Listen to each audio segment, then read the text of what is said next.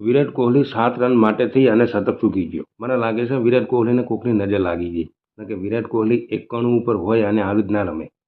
વાત કરીએ કેએલ રાહુલની. મુસીબત અહીંયા રાહુલ નથી હોતો, રાહુલ હોય અહીંયા મુસીબત આવે છે ગોતતી ગોતતી. રાણાજી આજે સાબિત કરી દીધું કે હું 8મો બેટર પાક્કો છું એમ. તો વાત કરીએ મિત્રો પહેલી ઓડીઆઈ મેચની. વાત કરીએ તો ભારતે ટોસ જીતી અને ન્યૂઝીલેન્ડને બેટિંગ કરવાનું આમંત્રણ આપ્યું.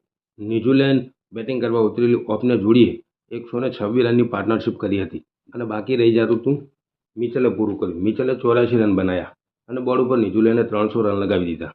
300 રનનો પીછો કરવા ઉતરેલી ભારતીય ટીમ રોહિત શર્મા અને સુમન ગિલ ઓપનિંગ આવ્યા હતા. સુમન ગિલ ધીમું રમતા હતા, એના કારણે રોહિત શર્મા 28 દડામાં 26 રન બનાવીને આઉટ થયા.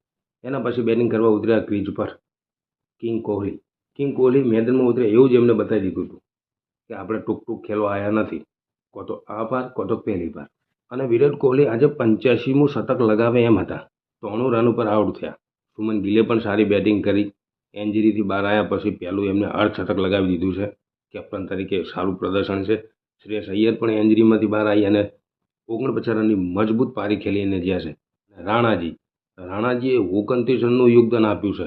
જો રાણાજીએ બેટિંગ ના કરી હોય ને તો રાહુલ ઉપર એટલું પ્રેશર હતું ને કે વાત છોડી મેલો. પણ રાહુલે છેલ્લે બતાડી દીધું 2 ચોક્કા અને 1 છક્કો મારીને કે રાહુલ મેચ જીતાડી શકે છે. એ તો એકવાર ભૂલ થઈ ગઈ, ઘડીએ કોઈ દાડો ભૂલ થાય નહીં. વિરાટ કોહલીને મેન ઓફ ધ મેચ જાહેર કરવામાં આવ્યા છે. વિરાટ કોહલીએ 97 બોલમાં 3 રન બનાવ્યા છે. મને લાગે છે કે વિરાટ કોહલી 100 શતક પૂરા કરશે, કારણ કે અત્યારે વિરાટ કોહલીનું ફોર્મ હાઈ લેવલ ચાલી રહ્યું છે અને વિરાટ કોહલીનું ફોર્મ જોતા લાગે છે કે 2027 સુધી વિરાટ કોહલી 100 શતક પૂરા કરી દેશે. મિત્રો તમારું કેવું શું થાય છે? વિરાટ કોહલી 100 શતક પૂરા કરશે કે નહીં કરે? કોમેન્ટ કરી અને જણાવો.